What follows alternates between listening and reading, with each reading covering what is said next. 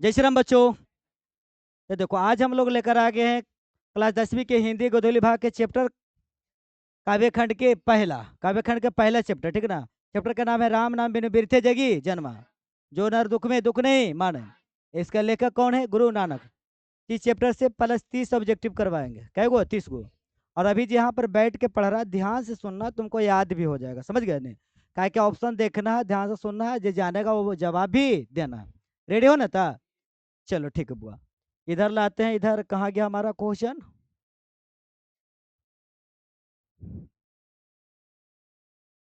देखते पहले पहला क्वेश्चन।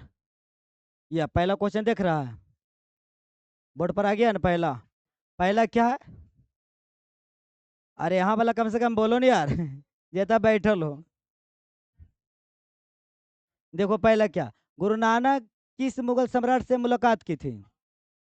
आधे किससे किए थे? बाबर से। याद रहेगा कि बाबर जो उस समय था दिल्ली दरबार के सम्राट था, उसी से मुलाकात किए थे। कौन? गुरु नानक। चलो अगला क्वेश्चन ये है कि जपू जी किनकी रचना है?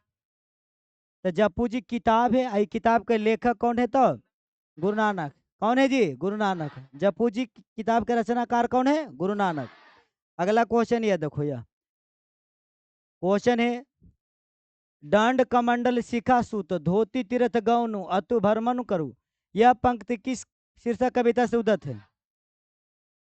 राम नाम बिने बिरथे जगी जन्मा, राम नाम बिने बिरथे जगी जन्मा से इरम ने बोला गया था। दंड कमंडल शिखा सूत वाला न। अगला क्वेश्चन है कि गुरु नानक ने किस पद में राम नाम के कीर्तन पर बल दिया है? तकेरा में नाम पर बल देता प्रथम पर, पहले में नहीं दिए हैं बुआ कि राम नाम के बिना प्राणी अर्जय मरे, नहीं बुआ। आगे देखो यह गुरु नानक की रचनाओं का संग्रह गुरु अर्जुन देव ने कब किया, जो गुरु ग्रंथ साहिब के नाम से प्रसिद्ध है?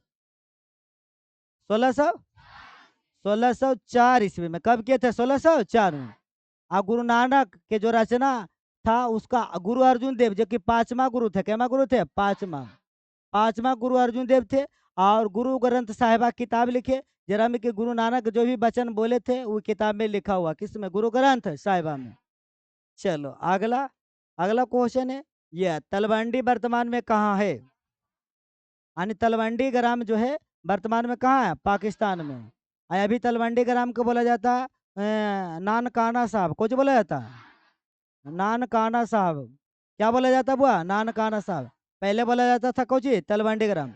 जब जिंदा थे गुरु नानक तो बोला जाता था तलवंडी ग्राम। बाद में जब तो भगवान के रूप ले लिए ना, क्योंकि इन्हीं ये तो सिख धर्म के कोची के परिवर्तन के। आगे देखो वर्णाश्रम और कर्म कांड का विरोध किसने किया? गुरु नानक विरोध किए वर्णाश्रम को जे कर्म कांड। वर्ण आश्रम मतलब हुआ जरा में जाति पाति बना कर रखते हैं। और कर्म कांड मतलब ये कर्म वो कर्म जो होता है सबका विरोध किया। कौन? गुरु नानक।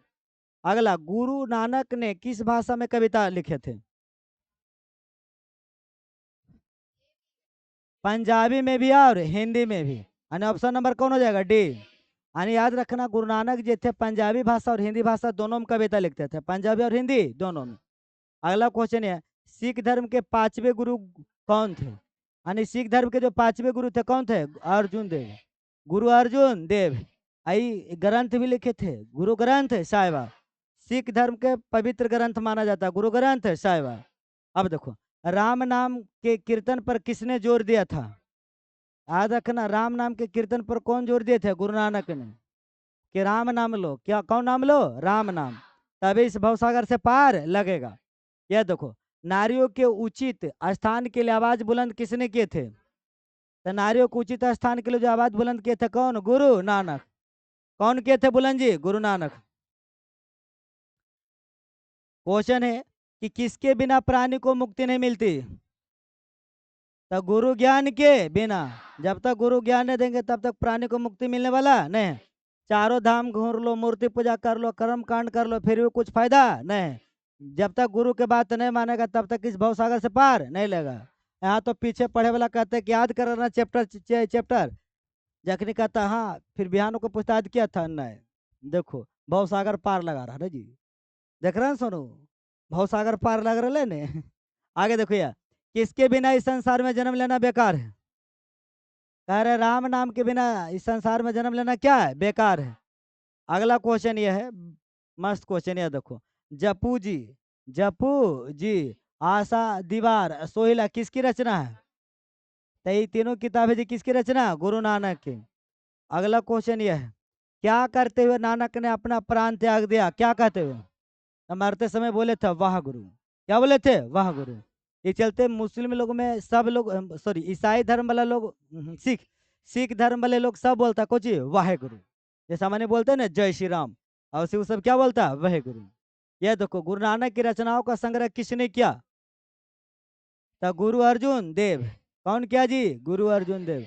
गुरु नानक की रचनाओं का संग्रह किसने किया? गुरु अर्जुन देव। अगला क्वेश्चन यह है, गुरु नानक की रचनाओं के संग्रह का क्या नाम था? गुरु ग्रंथ साहिबा। गुरु ग्रंथ साहिबा सिख धर्म के पवित्र ग्रंथ है, गुरु ग्रंथ साहिबा। अगला क्वेश्चन है, राम नाम बिनु बिरथे जगी जन्मा पदों में किसकी आलोचना की गई है? बाह्य वडम्बर, जब बाहर से टीका मार लेते हैं, माला चढ़ा लेते हैं, ये सब का ना बोला गया हुआ ये सब बेकार है, ये सब के कुछ बोला गया, ये सब की आलोचना किया गया नहीं जी। आगे देखो, याद रहेगा नहीं? अगला भैया, रही रास किसकी कृति है? याद रखना, रही रास किसकी कृति है? तो गुरु नानक की। अगला क्वेश्चन यह है कि गुरु नानक किस भक्ति धारा के कवि हैं? तो गुरु नानक है जो कि निर्गुण भक्ति धारा कवि हैं। किस भक्ति धारा के? निर्गुण भक्ति धारा। अगला क्वेश्चन है, यह देखो, गुरु नानक की मृत्यु कब हुई थी? गुरु नानक की मृत्यु कब हुआ था?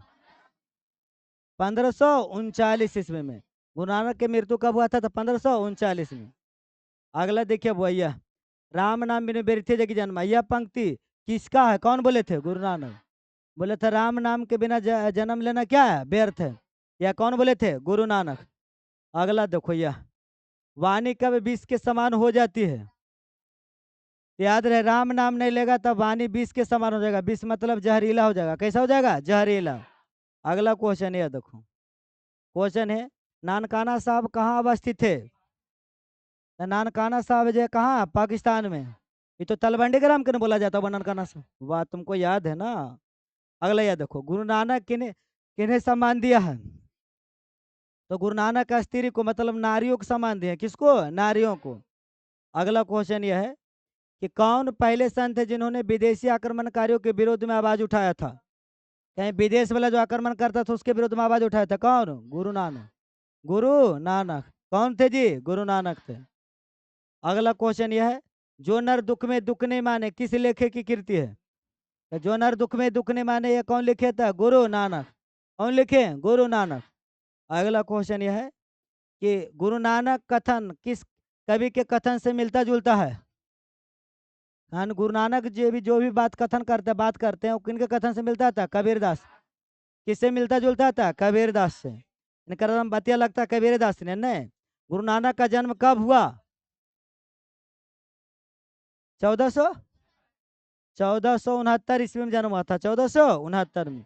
अगला यह है, गुरु नानक का जन्म कहाँ हुआ? याद रखना, तलवंडी ग्राम, लाहौर में। लाहौर पाकिस्तान में जन्म लिया था बुआ। तलवंडी ग्राम, लाहौर में। अगला क्वेश्चन यह है, गुरु नानक के पिता का क्या नाम था? याद रखना, कालूचंद खत्री। गुरु नानक के पिता क्या नाम था? कालूचंद खत्री। अगला क्वेश्चन यह है, गुरु नानक के माता जी का क्या नाम था?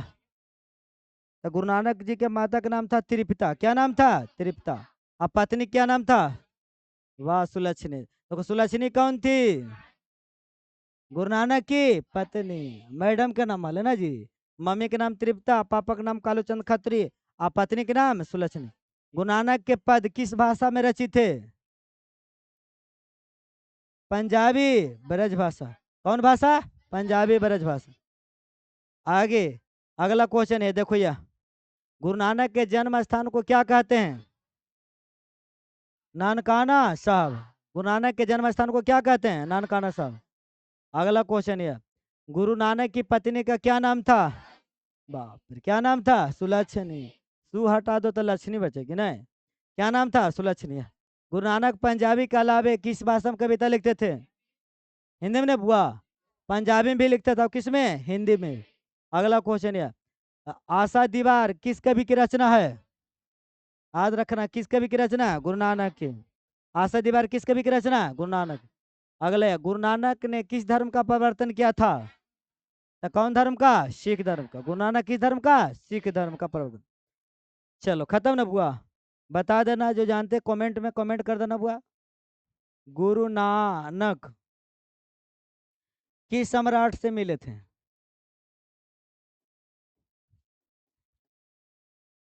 मिले थे कमेंट में। और गुरु नानक कहाँ का यात्रा किया था? गुरु नानक यात्रा किए थे ना बुआ? कहाँ का यात्रा किया था? देखो, गुरु नानक का जन्म जो हुआ था मुस्लिम धर्म में, ठीक है ना? तो यात्रा करने के लिए गए थे, मुस्लिम लोग जाते हैं यात्रा करने के लिए। अभी ये गए हैं, लाखों, लगभग 1.5 लाख व्यक्ति गए हैं यात्रा करने के लिए। समझ गए ना? और वो हम नाम नहीं बताएंगे, कमेंट में कमेंट मार देना कि कहाँ यात्रा करने के लिए गए थे। तुम लोग जानता है कहाँ गए थे? बहुत अच्छा। तो जो वीडियो देख रहे हो वो भी कमेंट कर दीजिएगा जानते हैं तो। ठीक, फिर मिलेंगे अगली वीडियो में। आज के लिए बस इतना ही। बाय बाय, टाटा, जय हिंद, वंदे मातरम। आप